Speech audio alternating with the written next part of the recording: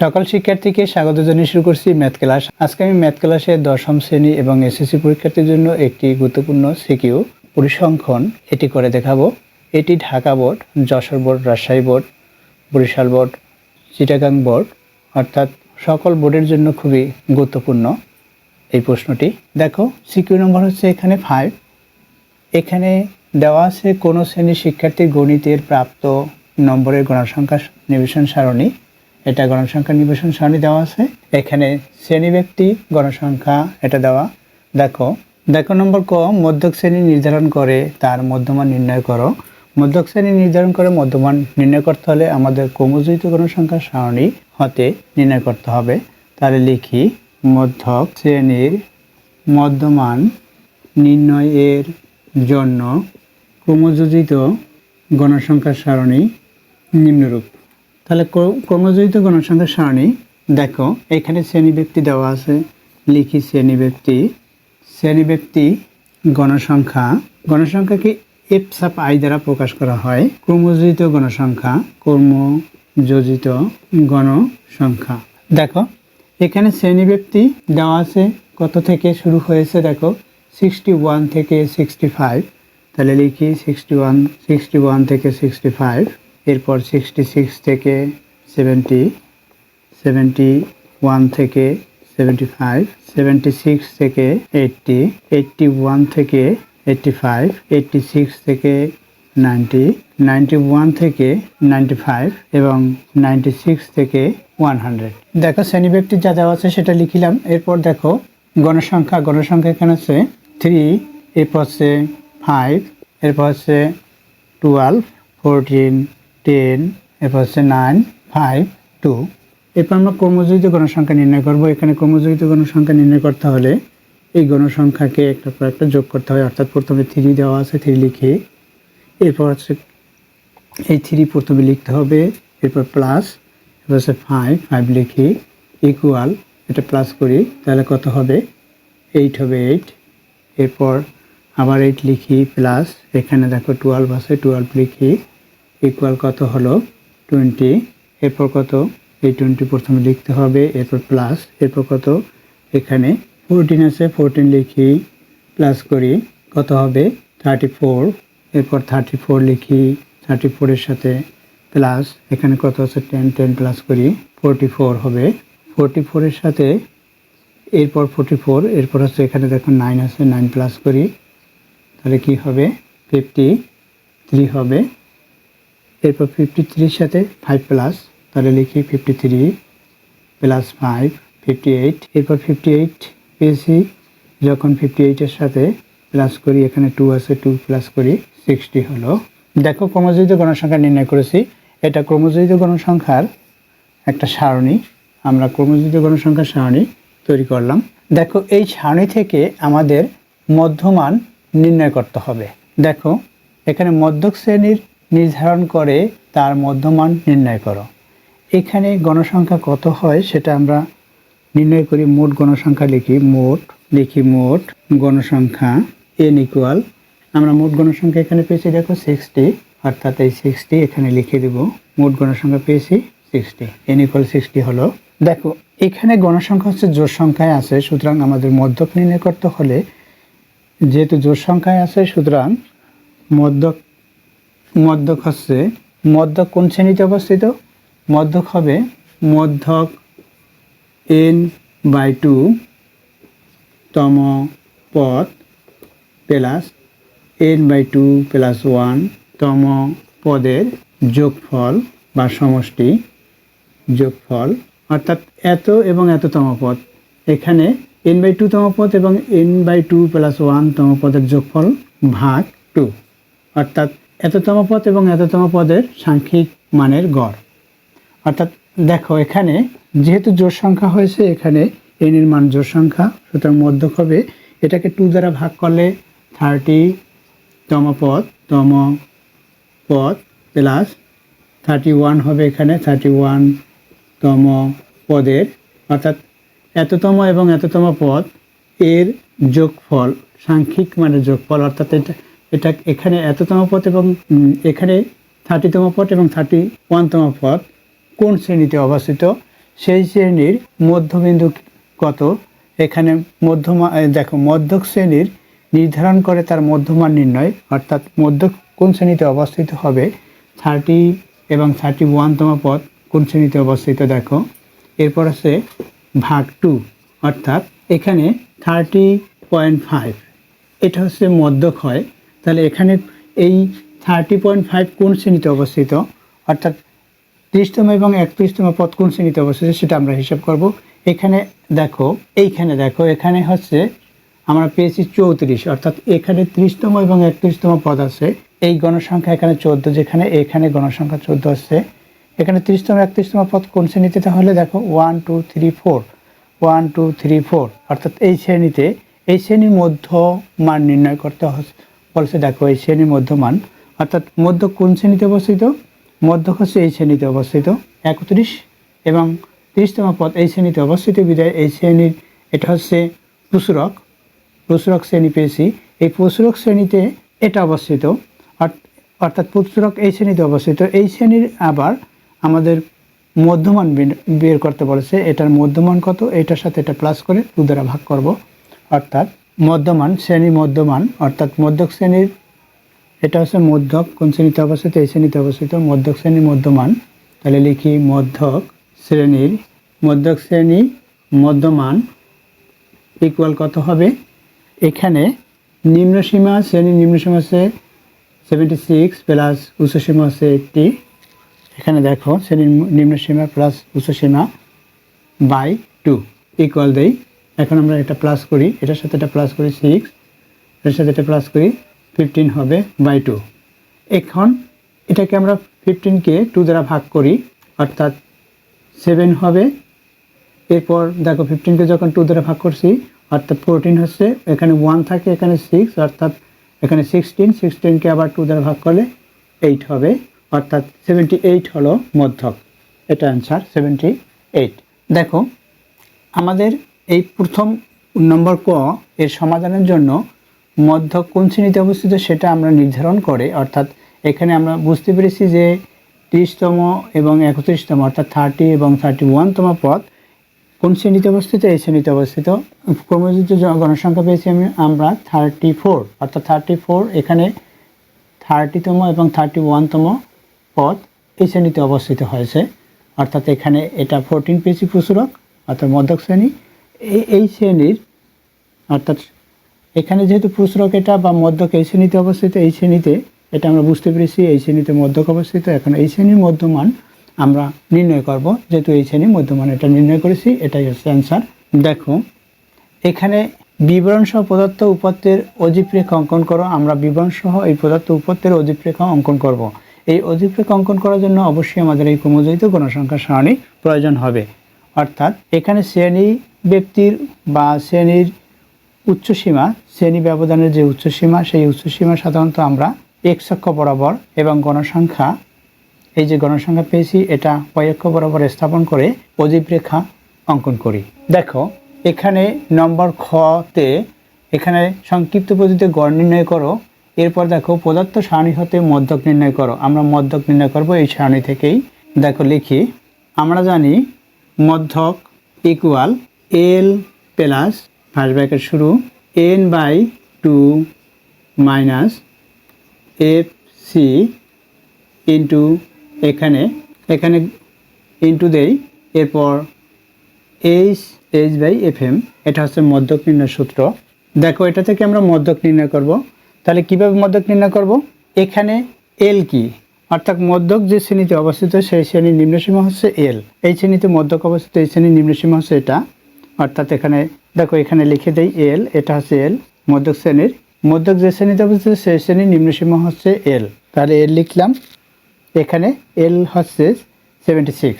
এখন দেখো এখানে n হচ্ছে মোট গণসংখ্যা, এটা লিখেছি মোট গণসংখ্যা L। এরপর দেখো FM কি, মধ্যক যে শ্রেণীতে অবস্থিত সেই শ্রেণীর গণসংখ্যা হচ্ছে FM, এটা তাহলে FM, এখানে আমরা FM লিখি, এটা FM।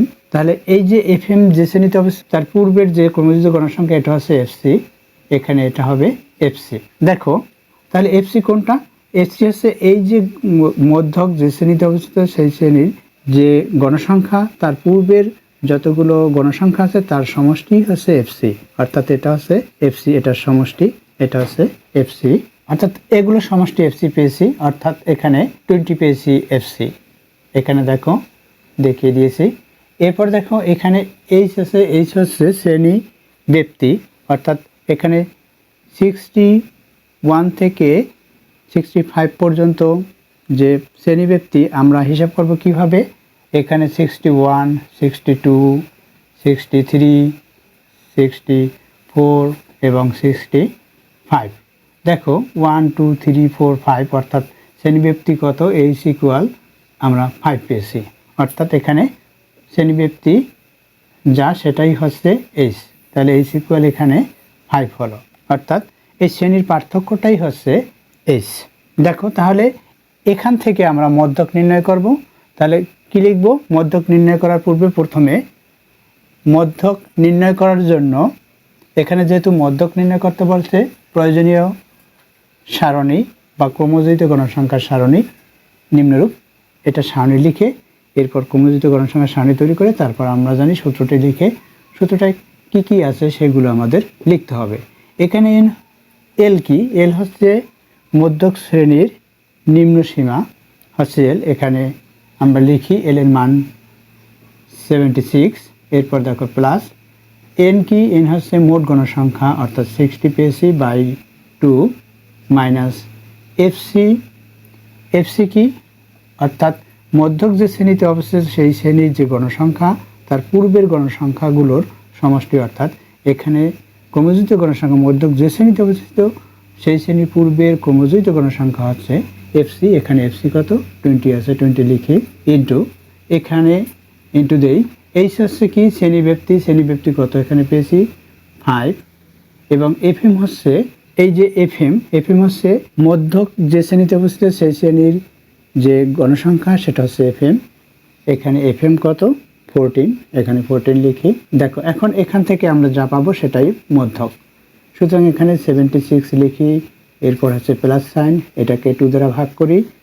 এখানে 2 দ্বারা ভাগ করলে এখানে 30 হবে, 30 থেকে আবার এই 20 মাইনাস করি, 10 হবে, 10 লিখি। এরপর ইন্টু এখানে 5 আছে লিখি, এখানে 14 এটা লিখে দেই।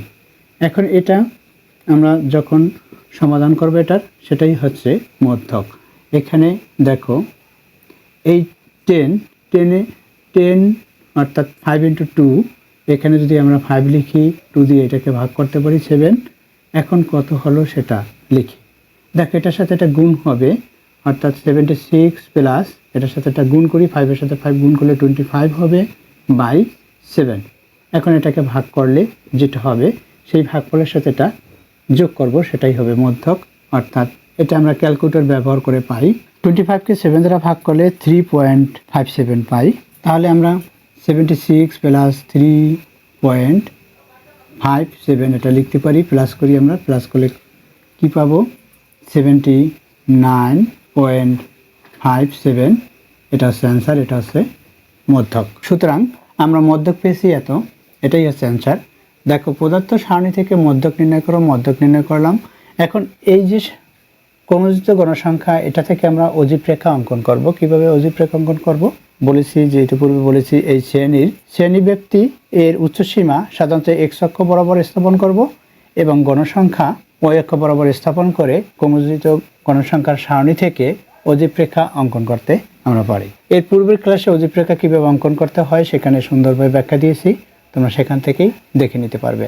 এরপর দেখো এখানে কতগুলো সংখ্যা দেওয়া আছে, 3 5 2 7 9 6 2 7। উপত্যের প্রচুরক আছে কি না ব্যাখ্যা করো। এখন এই উপত্যগুলোর প্রচুরক আছে কি না আমরা দেখাই। তাহলে দেখো এখানে প্রদত্ত সংখ্যাগুলো দেওয়া আছে, দেওয়া আছে বা প্রদত্ত সংখ্যাগুলো লিখি। প্রদত্ত সংখ্যাগুলো মানের ঊর্ধ্বক্রম অনুসারে সাজিয়ে পাই। মানের ঊর্ধ্বক্রমে বা অধক্রমে সাজালে হবে, ঊর্ধ্বক্রম অনুসারে সাজাই। এখানে দেখো কি কি দেওয়া আছে, এই সংখ্যাগুলো প্রথমে এখানে লিখি। 5 3 5 2 7 9 6 2 7 এই সংখ্যাগুলো দেওয়া আছে।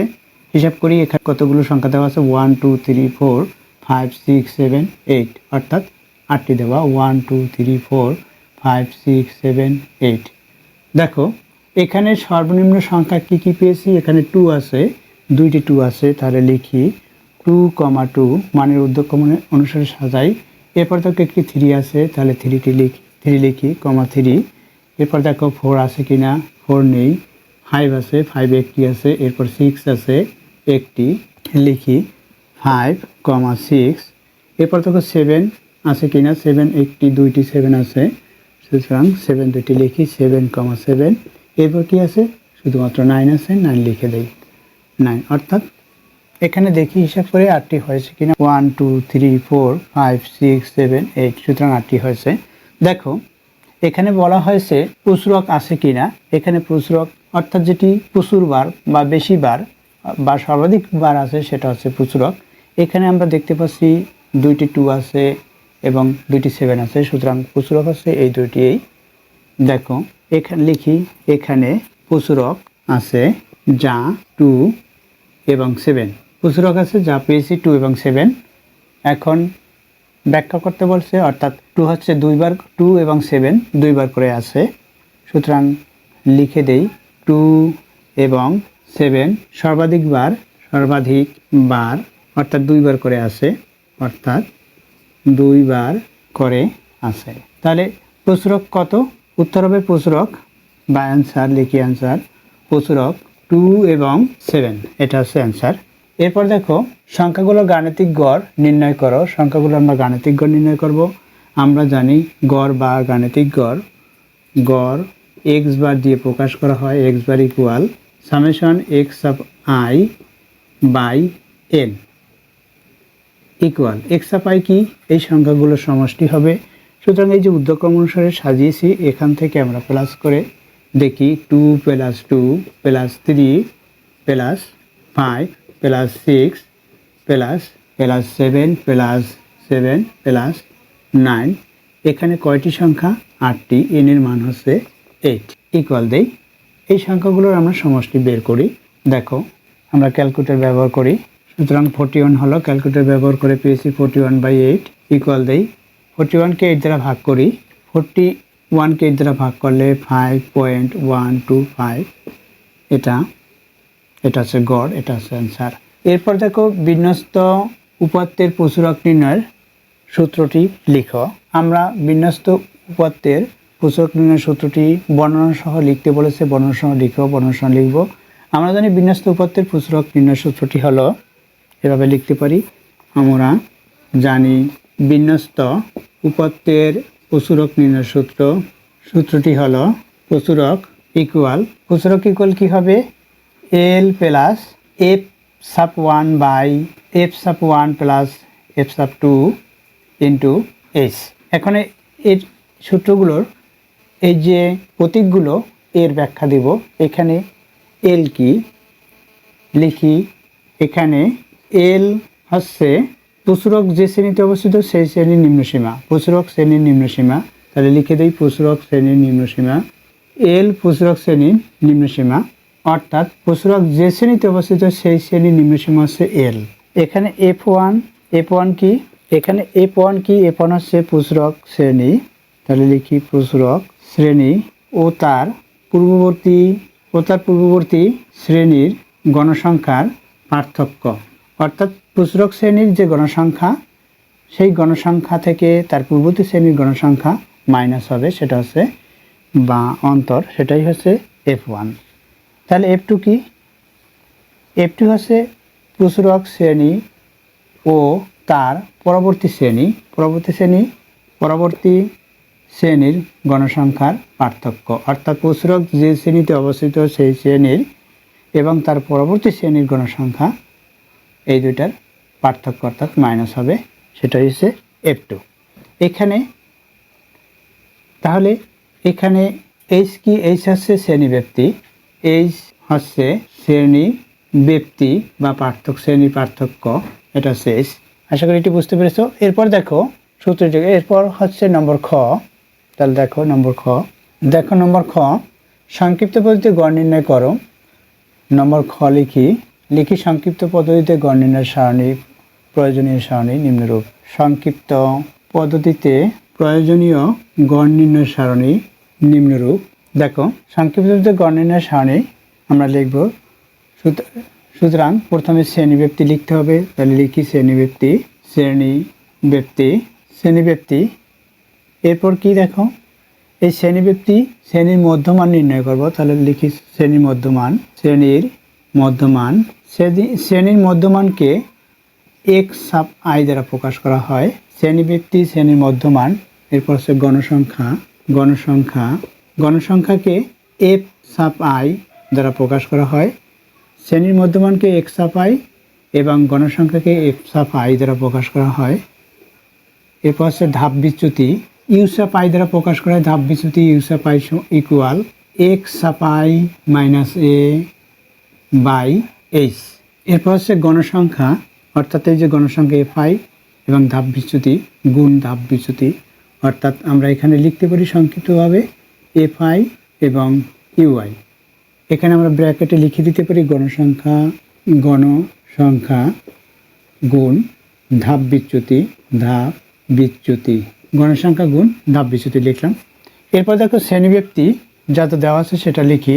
এখানে 61 থেকে 65, 66 থেকে 70, 71 থেকে 75, 76 থেকে 80, 81 থেকে 85, 86 থেকে 90, 91 থেকে 95, 96 থেকে 100। এটা হচ্ছে শ্রেণীব্যক্তি। এবং এখন শ্রেণীর মধ্যমান আমরা নির্ণয় করব। শ্রেণীর মধ্যমান কীভাবে নির্ণয় করতে হবে? এই শ্রেণীর নিম্নসীমা প্লাস উচ্চসীমা ভাগ 2, অথবা এটা থেকে এটা আমরা হিসাব করি। দেখো 61, 62, 63, 64, 65। দেখো এটার মধ্যমান কোনটি? এটা মধ্যের যে সংখ্যাটি সেটা হচ্ছে মধ্যমান, অর্থাৎ এখানে 63 পেয়েছি। এখন এটা মধ্যমান, অর্থাৎ এই 63 থেকে ডান দিকে দুইটি অঙ্ক এবং অর্থাৎ দুইটি সংখ্যা এবং বাম দিকেও দুইটি সংখ্যা, সুতরাং এটাই হচ্ছে মধ্যমান, অর্থাৎ 63 পেয়েছি মধ্যমান। এরপর দেখো এটা কি 66, 67, তাহলে 68 হবে, অর্থাৎ এরপর এটি হবে 68। দেখো এর চেয়ে এটা কতটুকু বেশি? 5 বেশি। আবার এটা থেকে আমরা এটার যে শ্রেণীব্যক্তি অর্থাৎ 5 হয় সেটা থেকেও আমরা বুঝতে পারি যে শ্রেণীর মধ্যমান কত, অর্থাৎ এই সংখ্যার সাথে 5 প্লাস করলে আমরা মধ্যমান পাবো। আবার এটার সাথে 5 প্লাস করি তাহলে 73, এটার সাথে 5 প্লাস করি 78, এটার সাথে 5 প্লাস করি 83, এটার সাথে 5 প্লাস করি 88, এটার সাথে 5 প্লাস করি 93, এটার সাথে 5 প্লাস করি তাহলে 98। এটা আমরা পেয়েছি কি? শ্রেণীর মধ্যমান পেয়েছি। এরপর দেখো গণসংখ্যা কি দেওয়া আছে সেটা আমরা লিখি। গণসংখ্যাগুলো দেখো এখানে গণসংখ্যা দেওয়া আছে, অর্থাৎ প্রথম শ্রেণীতে 3, দ্বিতীয় শ্রেণীতে 5, তৃতীয় শ্রেণীতে 12, চতুর্থ শ্রেণীতে 14, পঞ্চম শ্রেণীতে 10, ষষ্ঠ শ্রেণীতে 9, সপ্তম শ্রেণীতে 5 এবং অষ্টম শ্রেণীতে 2। তাহলে আমরা গণসংখ্যা লিখেছি। এরপর দেখো ধাপ বিচ্যুতি কি? এখানে ইউ সাব আই অর্থাৎ x সাব আই থেকে a মাইনাস a কি? এখানে দেখো এখানে x সাব আই হচ্ছে এই শ্রেণীর মধ্যমান বা মধ্যবিন্দু। এখানে a হচ্ছে মধ্যক যে শ্রেণীতে অবস্থিত, অর্থাৎ এই যে শ্রেণীতে মধ্যক পেয়েছি আমরা, অর্থাৎ প্রচুরক শ্রেণী এই শ্রেণীতে অবস্থিত প্রচুরক বা মধ্যক এই শ্রেণী। এটা দেখো এখানে মধ্যক অবস্থিত এই শ্রেণীর মধ্যবিন্দু বা মধ্যমান হচ্ছে a। এখানে আমরা a লিখে দেই, অর্থাৎ 78 হচ্ছে এখানে a এর মান পেয়েছি। অর্থাৎ এখানে 63 থেকে 78 এটা মাইনাস করব বাই h হচ্ছে শ্রেণীর পার্থক্য বা শ্রেণী ব্যক্তি, অর্থাৎ 61 থেকে 65 অর্থাৎ 5 হলো এটার পার্থক্যটি। সুতরাং আমরা ধাপ বিচ্যুতি নির্ণয় করতে পারি। অথবা দেখো মধ্যক যে শ্রেণীতে অবস্থিত সেই শ্রেণী, দেখো এই শ্রেণীর গণসংখ্যা হচ্ছে এটা। এই গণসংখ্যা বরাবর এই যে মধ্যক যে শ্রেণীতে অবস্থিত এই শ্রেণী গণসংখ্যা বরাবর আমরা এখানে 0 বসাবো। এখন উপরের দিকে দেখো 1 2 3, সুতরাং এই 12 বরাবর 1, এই 5 বরাবর 2 এবং এই 3 বরাবর এখানে 3, অর্থাৎ আমরা নিচ থেকে উপর দিকে উঠতে থাকবো। এগুলো হবে ঋণাত্মক অর্থাৎ মাইনাস। এখন কোনগুলো ধনাত্মক হবে? তাহলে এই 14 বরাবর যখন 0 লিখেছি, এরপর দেখো 10 বরাবর 1, নিচের দিকে যাচ্ছি, তারপর 2, তারপর 3, এরপর হচ্ছে 4, এগুলো হচ্ছে ধনাত্মক। দেখো এই যেভাবে এই -3 পেয়েছি, এটা আমরা কিভাবে বের করব? ইউ সাব আই ইকুয়াল কীভাবে হবে সেটা দেখিয়ে দেই। এখানে দেখো, অর্থাৎ হচ্ছে ধাপ বিচ্যুতি, প্রথম শ্রেণীর ধাপ বিচ্যুতি কত? এই প্রথম যে শ্রেণী, এই শ্রেণীতে ধাপ বিচ্যুতি আমরা ইউ সাব আই সমান বের করব। ইউ সাব আই মনে করি এখানে কত, এক্স সাব আই কত, এখানে 63, তাহলে লিখি 63 মাইনাস, এরপর কি এ এর মান কত 78, এখানে 78 লিখি, বাই এখানে এইচ হচ্ছে ধাপ শ্রেণীব্যক্তি, এইচ এখানে 5, অর্থাৎ শ্রেণীব্যক্তি লিখেছি। এখন আমরা এখানে কত পাই? মাইনাস এখানে কত হয় 3, এখানে 8, আমরা এই সংখ্যাটি উপরে দিয়ে এটা বিয়োগ করি, তাহলে কি হবে? এখানে 5 হবে। এরপর দেখো এই 6, 7 থেকে 6 - 1 হলো, এখানে 5। এখন 5 থেকে এই 5, অর্থাৎ এই 5 লিখেছি, 5 থেকে এই 15কে ভাগ করি, তাহলে -3 হবে। তাহলে দেখো এখানে ধাপ বিচ্যুতি কত পেয়েছি? -3। তদ্রূপ এরপর এটা -2, তারপর -1, এটা হবে 0, কারণ এটি এখানে 78 থেকে 78 মাইনাস হবে, অর্থাৎ 0 হবে, অর্থাৎ এখানে 78 থেকে 78 মাইনাস হলো 0 হলো, 0কে 5 দ্বারা ভাগ করলেই 0 হবে। দেখো ধাপ বিচ্যুতি আমরা এভাবেও বের করতে পারি, অথবা এই যে মধ্যক যে শ্রেণীতে অবস্থিত সেই শ্রেণী বরাবর আমরা, অর্থাৎ প্রসারক শ্রেণী বরাবর আমরা কি করেছি? 0 বসিয়েছি, এরপর উপরের দিকে 1 2 3 4 এভাবে যতগুলো সংখ্যা থাকবে, অর্থাৎ যতগুলো শ্রেণী থাকবে সেগুলো লিখতে থাকবো শ্রেণী অনুসারে।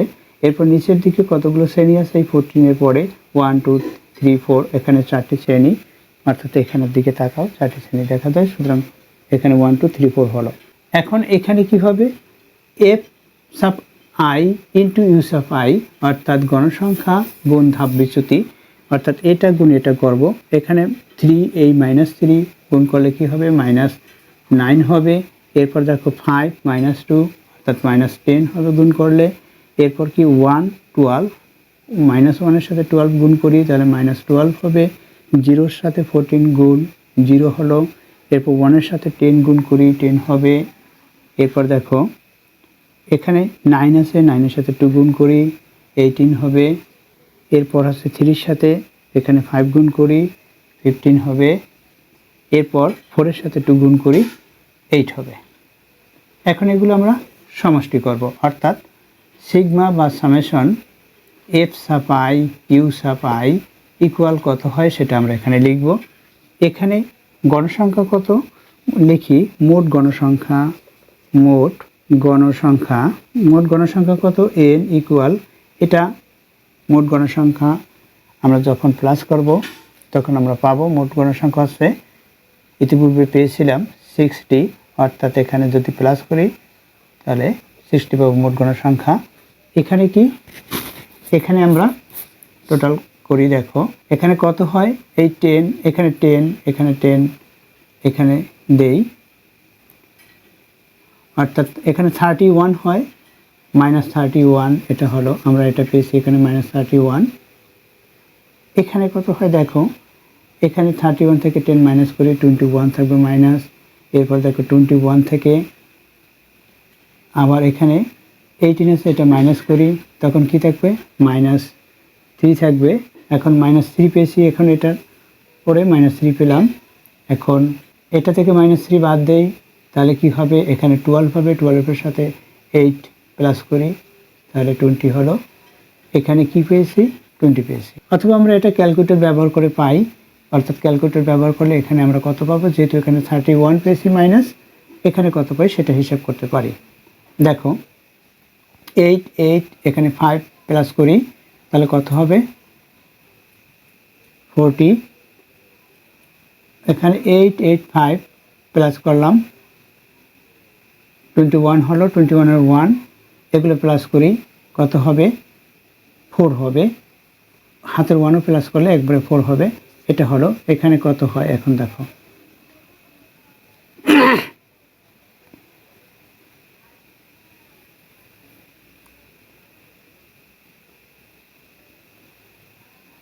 এখানে 2 অর্থাৎ 5 হলো, আমরা প্লাস করি, এখানে দেখো কত পেয়েছি, 20 পেয়েছি। দেখো তাহলে এখানে এফ সাপাই ইউ সাপাই ইকুয়াল হচ্ছে 20, এটা পেয়েছি। এখন এন এর মান পেয়েছি, এ এর মান পেয়েছি, আমরা জানি এখন সূত্রটি লিখব। আমরা জানি এখানে যেহেতু সংক্ষিপ্ত পদ্ধতিতে গড়, সুতরাং আমরা লিখি অতএব নির্ণয় গড়, অতএব গড় ইকুয়াল, গড় এখানে এক্স সাপা আই ইকুয়াল, আমরা কি লিখতে পারি, সূত্রটি লিখতে পারি এ প্লাস সিগমা এফ সাপা আই ইউ সাপা I by N into H. এখন এখানে মান বসিয়ে আমরা গড় নির্ণয় করব। দেখো আমরা গড় নির্ণয় করব, এখানে উত্তর লিখে দেই, এখানে কি হবে সেটা লিখি। এ এর মান কি, দেখো এর মান হচ্ছে 78, তাহলে লিখি 78, এরপর কি প্লাস সাইন দেই, এখানে এফ সাপাই ইউ সাপ আই ইকুয়াল পেয়েছি কত, দেখো এখানে 20 পেয়েছি, বাই এখানে এন সমান পেয়েছি 60, এখানে 60 লিখি, ইন্টু এখানে এইচ ইকুয়াল হচ্ছে 5, এটা লিখেছি। দেখো এখানে কত হয় সেটা আমরা করি, 78 প্লাস এটা থেকে এটাকে আমরা ভাগ দিই 3 হবে, অর্থাৎ 5, এখানে 1 লিখতে পারি আমরা, 5/3 লিখি, 5/3 এখানে লিখেছি 5/3, এটা পেলাম আমরা। এরপর এটা আমরা ক্যালকুলেটর ব্যবহার করে করতে পারি, অথবা দেখো এখানে 78 প্লাস 5কে 3 দ্বারা ভাগ করি, তাহলে কি হবে 1 আমরা ক্যালকুলেটর ব্যবহার করি 1.666, এটা হচ্ছে ক্যালকুলেটর ব্যবহার করে পাই, অর্থাৎ এখানে 6667 লিখতে পারি আমরা, 1.67 আমরা এটা প্লাস করি, তাহলে কি হবে 79.67, এটা হচ্ছে নির্ণয় গড়, এটা হচ্ছে অ্যান্সার। দেখো এখানে প্রত্যেকটি প্রতীকের মান আমরা বসিয়ে দিয়েছি এখান থেকে। দেখো সিকিউ নম্বর 1-এ এই সংক্ষিপ্ত পদ্ধতিতে গড় এর ব্যাখ্যা সুন্দরভাবে দিয়েছি, সেখান থেকেও দেখে নিতে পারবে। এখন নম্বর গ, দেখো বিবরণ সহ উপাত্তের অধিপ্রেখ অঙ্কন করো। এখানে নম্বর খতে অবশ্যই বুঝতে পেরেছো অধিপ্রেখ কীভাবে অঙ্কন করতে হবে। এরপর দেখো নম্বর গ, গণসংখ্যা নিবেশনের আয়তলেখ আঁকো। গণসংখ্যা অর্থাৎ সারণী থেকে গণসংখ্যা নিবেশনের আয়তলেখ আমরা অঙ্কন করব। তাহলে লিখি নম্বর গ, লিখি আয়তলেখ অঙ্কন করার জন্য এভাবে লিখি, আয়তলেখ অঙ্কন করার জন্য প্রয়োজনীয় সারণী লিখি, শ্রেণীব্যাপ্তি, অবিচ্ছিন্ন শ্রেণীব্যাপ্তি, এরপর হচ্ছে গণসংখ্যা। আমাদের শ্রেণীব্যাপ্তি এবং অবিচ্ছিন্ন শ্রেণীব্যাপ্তি এবং গণসংখ্যা এটা অনুসারে আমরা আয়তলেখ অর্থাৎ গণসংখ্যা নিবেশন সারণী আয়তলেখ অঙ্কন করব। এই আয়তলেখ অঙ্কন করার জন্য প্রয়োজনীয় সারণীটি রাখলাম। এখন শ্রেণীব্যাপ্তি লিখি, এখানে 61 থেকে 65, 66 থেকে 70, 71 থেকে 75, 76 থেকে 80, 81 থেকে 85, 86 থেকে 90, 91 থেকে 95 এবং 96 থেকে 100, এটা হচ্ছে শ্রেণীব্যাপ্তি। অবিচ্ছিন্ন শ্রেণীব্যাপ্তি কীভাবে নির্ণয় করব, আমরা এভাবে নির্ণয় করব, এখানে 61 এবং এখানে হচ্ছে 65, অর্থাৎ 61 থেকে আমরা 0.5 মাইনাস করব, তাহলে কি হবে 0.5 মাইনাস করলে 60.5 এটা হবে। এখন এখানে কি হবে 0.5 মাইনাস করলে 64.5, এটা আবার আমরা লিখব 64.5 থেকে কত পার্থক্য, এখানে দেখো এখানে পার্থক্য হচ্ছে এটা থেকে এটার পার্থক্য হচ্ছে 5, সুতরাং আমরা 5 পার্থক্য অনুসারে আমরা এগুলো লিখব। এখন এটার সাথে আবার যদি 5 আমরা প্লাস করি তাহলে 69.5, 5 প্লাস করেছি, এটা আবার লিখি 69.5, এটার সাথে আবার 5 প্লাস করি তাহলে কি হবে 74.5, এটা বরাবর হলো, এটা বরাবর, এটা বরাবর, এরপর এটা বরাবর, অর্থাৎ 74.5, এটা থেকে এটার সাথে 5 প্লাস করলে 79.5, আবার 79.5 এটার সাথে 5 প্লাস করি 84.5, আবার লিখি 84.5 পেয়েছি, তাহলে 84.5, 5 প্লাস করি 89.5, 89.5, 5 প্লাস করি অর্থাৎ 94.5, 94.5, 94.5 এটার সাথে 5 প্লাস করি 99.5, এটা হলো অবিচ্ছিন্ন শ্রেণীব্যক্তি। এরপর হচ্ছে গণসংখ্যা। গণসংখ্যা কী কী পেয়েছি? গণসংখ্যা পেয়েছি প্রথমে 3, এরপর হচ্ছে 5, 12, তারপর হচ্ছে 14, এরপর হচ্ছে 10, 9, 5, এরপর হচ্ছে 2। দেখো বেশি অবিচ্ছিন্ন শ্রেণী ব্যক্তি অনুসারে গণসংখ্যা শ্রেণী নির্ণয় করেছি। এখন এই যে অবিচ্ছিন্ন শ্রেণী ব্যক্তি, এটা এক্স অক্ষ বরাবর আমরা স্থাপন করব, এটাকে এক্স অক্ষ বরাবর স্থাপন করব এবং গণসংখ্যা ওয়াই অক্ষ বরাবর স্থাপন করব। তাহলে আমরা গ্রাফ পেপারে এক্স ও এক্স প্রাইম এক্স অক্ষ এবং ওয়াই ও ওয়াই প্রাইম ওয়াই অক্ষ নিই। দেখো এক্স অক্ষে অবিচ্ছিন্ন শ্রেণী ব্যক্তি, অর্থাৎ এই যে এখানে গাঢ় কালি দ্বারা চিহ্নিত করা প্রতি 5 বর্গ বা 10 বর্গ পরপর আমরা যদি এটা নেই, প্রতি 5 বর্গ মনে করি এটা নিলাম।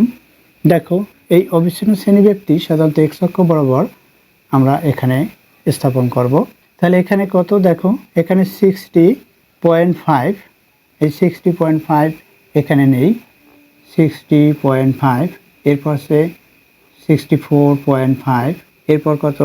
64.5, 69.5, তাহলে লিখি 69.5, এরপর হচ্ছে 74.5, এখানে 74.5, এরপর হচ্ছে 79.5, 79.5, এরপর হচ্ছে 84.5, এরপর হচ্ছে 89.5, এভাবে করে আমরা মনে করি এখানে 99.5 এটা হলো। দেখো এক্স অক্ষ বরাবর অবিচ্ছিন্ন শ্রেণীসীমা, এখানে লিখি অবিচ্ছিন্ন শ্রেণীসীমা, অবিচ্ছিন্ন শ্রেণীসীমা, এবং ওয়াই অক্ষ বরাবর এখানে গণসংখ্যা।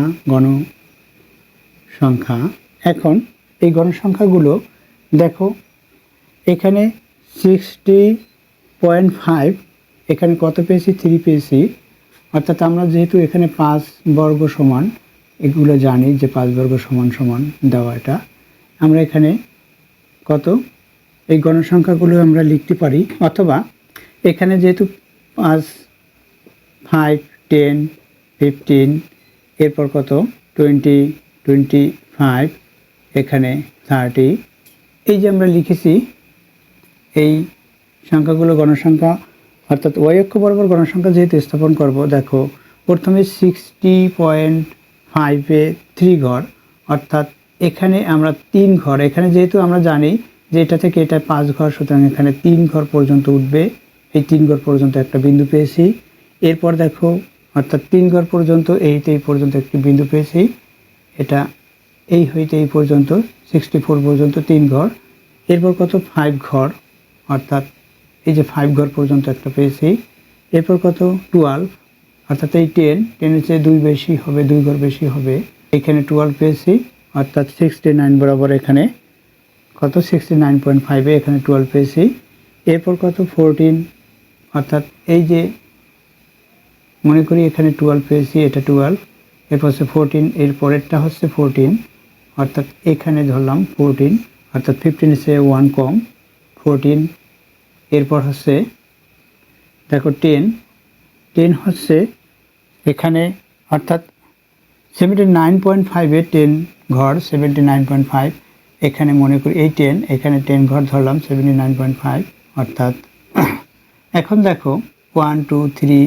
4, এখানে পেয়েছি 10 ঘর, এটা 10 ঘর পেলাম, তারপর এরপর দেখো 48 বরাবর পেয়েছি 9, এরপর একটু কম, এরপর হচ্ছে 5, তারপর সর্বশেষে 2, এই যে এইগুলো পেয়েছি, এগুলো আমরা যদি এভাবে যোগ করি, এভাবে আয়তলেখা অঙ্কন করি, দেখো আয়তলেখা আমাদের অঙ্কন করা হয়, অর্থাৎ এইভাবে আয়তলেখাগুলো অঙ্কন করা হবে।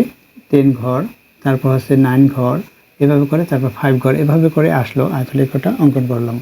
এখানে দেখো আমরা সাধারণত এই গণসংখ্যাগুলো সাধারণত ওয়াই অক্ষে এবং অবিচ্ছিন্ন শ্রেণীসীমা এক্স অক্ষে বসিয়ে এই আয়তলেখা অঙ্কন করি, অর্থাৎ এভাবে আমরা অঙ্কন করতে পারি। এখানে দেখো যেহেতু এখানে এক্স ও এক্স প্রাইম এবং ওয়াই ও ওয়াই প্রাইম, এই যে বিন্দু ও ধরেছি এখানে 0 0, তাই 0 থেকে এই 65 পর্যন্ত এখানে সংখ্যা বোঝানোর জন্য আমরা এখানে ভাঙ্গাংশ দ্বারা নির্দেশ করব, কারণ এখানে আছে বিধায় সেটা বোঝানোর জন্য ভাঙ্গাংশ দ্বারা নির্দেশ করেছি। এখানে এগুলো গাঢ় কালি দ্বারা চিহ্নিত করব, এই আয়তলেখাটা গাঢ় কালি দ্বারা চিহ্নিত করি। এবার গাঢ় কালি দ্বারা চিহ্নিত করে লেখচিত্র অঙ্কন করব। এখানে আমরা এই এক্স ও ওয়াই অক্ষে বা উভয় অক্ষে, এক্স ও ওয়াই অক্ষে 1 ঘর সমান 1 একক ধরে এইটা লিখেছি আমরা এখানে সাধারণত গ্রাফ পেপারে কর্নারে এভাবে লিখে দেব, এই লিখেছি। এখন এটার বর্ণনা কিভাবে লিখব? বর্ণনা লিখব এভাবে, বর্ণনা লিখি ছক কাগজে এক্স ও এক্স প্রাইম এক্স অক্ষ ও ওয়াই প্রাইম ওয়াই অক্ষ নিই। আমরা এক্স অক্ষ এবং ওয়াই অক্ষ নিয়েছি। এখন এক্স অক্ষে লিখি, এক্স অক্ষে ক্ষুদ্রতম 1 বর্গ সমান বা 1 ঘর সমান 1 একক ধরে অবিচ্ছিন্ন শ্রেণীসীমা এবং ওয়াই অক্ষে 1 ঘর বা 2 ঘর, যে কোনো আমরা একটা কিছু ধরতে পারি। 2 ঘর ধরলে এটা একটু বড় হবে, 1 ঘর ধরলে ছোট হবে। আমরা 2 ঘর সমান 1 একক ধরবো, তাহলে ভালো হবে, আঁকতে সুবিধা হবে। 2 ঘর সমান 1 একক ধরে গণসংখ্যা স্থাপন করে আয়তলেখা অঙ্কন করি। গণসংখ্যা স্থাপন করি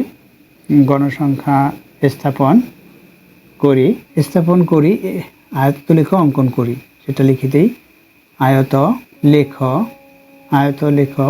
অঙ্কন করি। এরপর আমরা গ্রাফ পেপারে সুন্দর করে এটা অঙ্কন করব। আশা করি বুঝতে পেরেছো কিভাবে লিখতে হবে। এতক্ষণ ম্যাথ ক্লাসের সাথে থাকার জন্য সকলকে ধন্যবাদ জানিয়ে আজকের মতো বিদায় নিচ্ছি।